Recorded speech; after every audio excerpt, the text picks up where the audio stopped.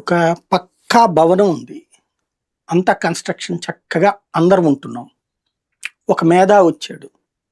మీకు మెరుగైన జీవితాన్ని అందిస్తానని చెప్పి ఆ భవనాన్ని బుల్డోజర్‌లతో కూల్చాడు. చివరన ఆ కూలిన ఉంటాయి కదా! పగిలినటువంటిది దాని కింద ఉండండి మీరు. దాని కింద ఉంటే మీకు అద్భుతంగా ఉంటది అని చెప్పాడనమాట. ఏది ఆ కూల్చిన తర్వాత అలా పడిపోతాయి కదా! వాటిటి కింద అవును. ఉండండి. మీ జీవితం పడి బావుంటది. మీకు మామూలుగా అట్లా పెద్ద బిల్డింగ్ అయ్యేటప్పటికి నడుముల నొప్పులొస్తున్నాయి, ఒళ్ళు నొప్పులొస్తున్నాయి. అదే దాని కింద ఉంటే గనక చక్కగా ఉంటారు. ప్లస్ తక్కువ ఖర్చు. ఇదివరకైతే పని మనిషి కావాలి, ఆళ్ళందరూ కావాలి. ఇప్పుడు ఏం అక్కర్లేదు కదా! అని చెప్పాడు. ఇది అంతే. ప్రస్తుతం మేధావి. దీనికి సరిగ్గా అనమాట. అది విజన్. అంతే. దాన్ని విజన్ అంటారనమాట ఇక్కడ మన ఇంకా రాష్ట్రంలో. ఆల్రెడీ కూలిపోయింది కాబట్టి కొత్తగా కోలడానికి ఏమి ఉండదు ఇంకా. అది ఇంక అది. పోయేదేముంది? సింపుల్. పోయేది ఏముంటది అంతే. అది. ఇది ఎందుకు చెప్పాల్సి వస్తుందంటే రైతు భరోసా కేంద్రం అనేటటువంటిది ఒక వ్యవస్థ. అవును.